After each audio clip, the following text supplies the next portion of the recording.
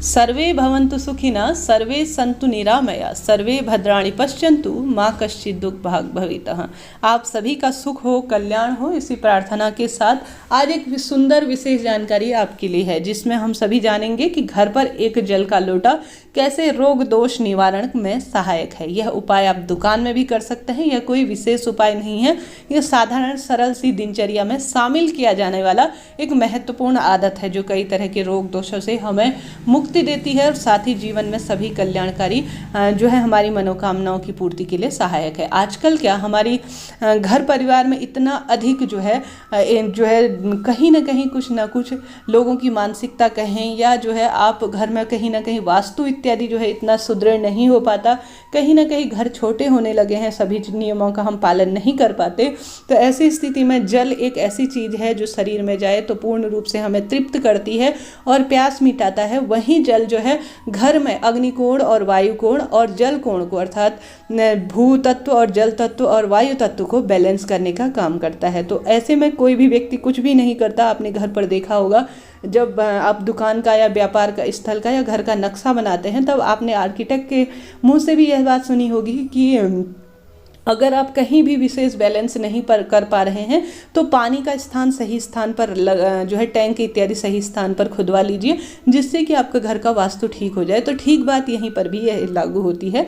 तो आप सभी को जो है इस बात को पूर्ण रूप से ध्यान में रखते हुए एक जल का लोटा घर पर जरूर से रखना चाहिए और उसका सही यूज़ करना चाहिए। कई लोग तो जानते होंगे जल का पात्र कहाँ रखना है, परंतु कई लोग इन चीज़ों से अनभिज्ञ हैं। हम बात कर रहे हैं साधारण सरल तरीके से मंदिर में रखा जाने वाला जल का पात्र। यह जल का पात्र सामान्य नहीं है, इसके कई सारे लाभ हैं।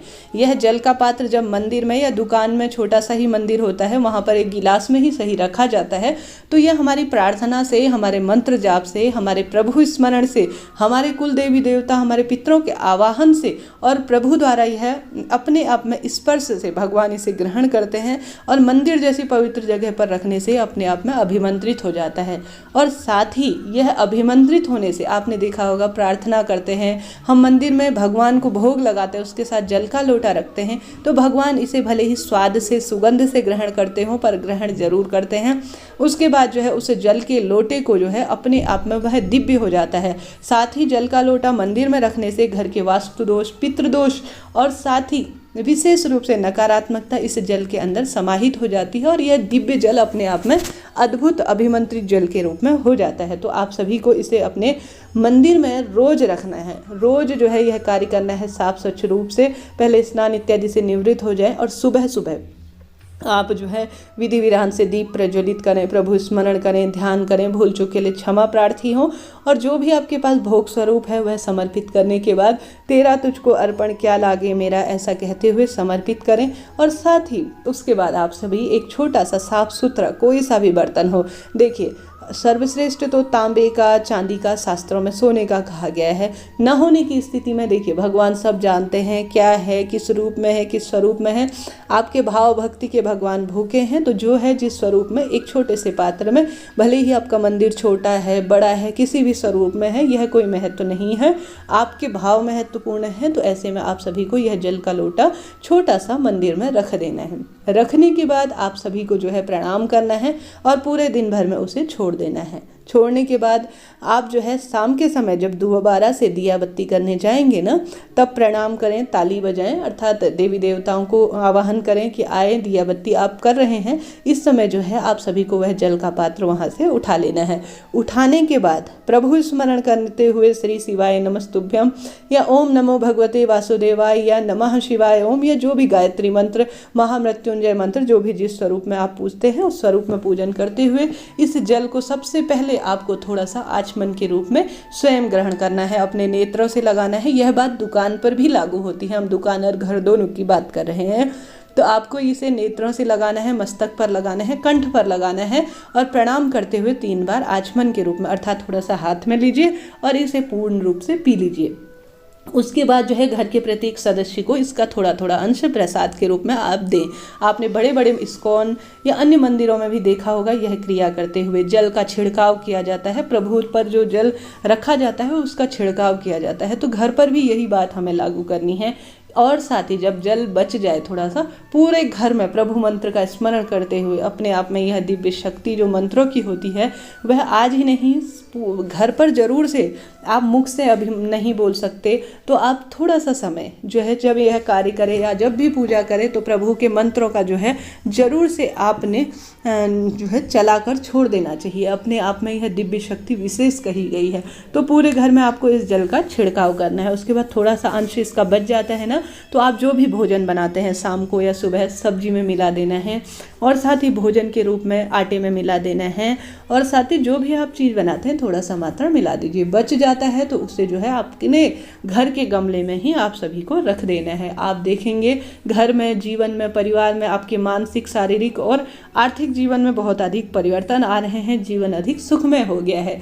और साथ ही यही क्रिया दोबारा से जल का लोटा रखना है और सुबह यही आपको प्रक्रिया अपनानी है। तो इस तरह से हमेशा मंदिर और घर के मंदिर में जो और साथ ही दुकान के मंदिर में एक जल का पात्र इस विधि से आपको उपयोग में लेना है। यह क्रिया रोज करनी है और साथ ही आप जैसा करेंगे ना वैसा आपके बच्चे सीखेंगे। तो धीरे धीरे इस चीज़ की नियम में, आदत में इस चीज़ को शुमार कर लीजिए। व्यापार में गति आएगी, घर के जो रोग दोष है उनका निवारण होगा और आप भगवान को तृप्त कर रहे हैं तो भगवान आपको जरूर से तृप्त करेंगे। इस भावना से यह कार्य आप सभी को करना है।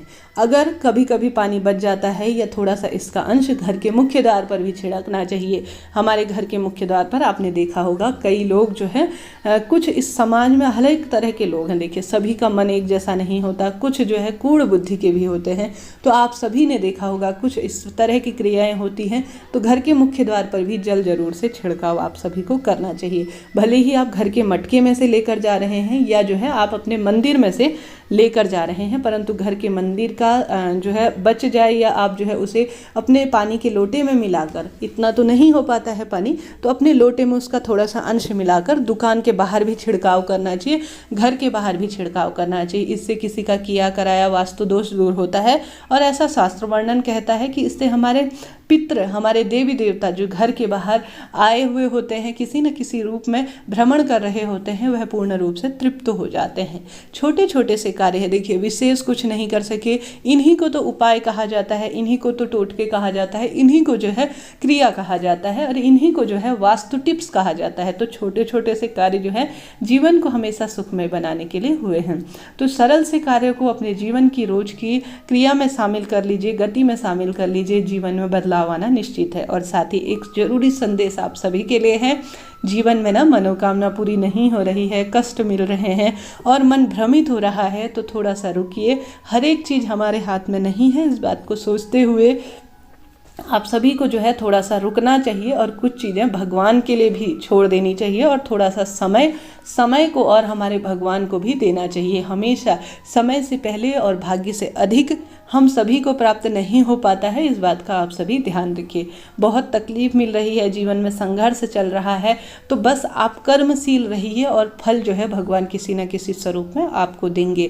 कभी यह मन में न लाएं कि मेरा क्या होगा, मेरे बच्चों का क्या होगा, मेरे परिवार में मेरी मनोकामनाएं पूर्ति नहीं हो रही है, मैं किस स्वरूप में इनका पालन पोषण करूं।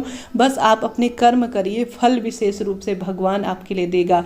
आपको धरती पर भेजा है, आपके बच्चों को धरती में भेजा है, आपको इस क्रियाकलाप में लगा रखा है, तो जरूर से भगवान ने कुछ सोचा होगा। सभी के लिए कुछ ना कुछ निर्धारित है, बस थोड़ा सा धैर्य रखिए, विश्वास रखिए, जरूर जीवन में परिवर्तन आना ही है। और साथ ही कभी कभी मनोकामनाएं थोड़ा समय लग रहा है पूर्ण होने में, तो महादेव ने आपके लिए कुछ इससे बेहतर सोचा होगा। इस भावना से थोड़ा सा संतोष की भावना अपने मन में रखिए, फिर देखिए जीवन कितना सुखमय होता है। और साथ ही कभी भी जो है असंतोष की भावना ना रखें। भगवान की नज़रों में आप सिर्फ रोटी, कपड़ा और मकान के लिए चुने गए हैं, उसके अधिक तो आपकी बनाई हुई है सारे जो है तामझाम है। इस बात को आप सभी ध्यान रखें, जो आपके पास है वह कई लोगों के पास नहीं है, बस यह ध्यान रखिए, फिर देखिए जीवन कितना सुखमय होता है। कैसा लगा वीडियो बताइएगा जरूर, उपयोगी रहा हो तो चैनल को कृपया लाइक कीजिए, शेयर कीजिए, सब्सक्राइब कीजिएगा। हर हर महादेव, जय श्री शंभू।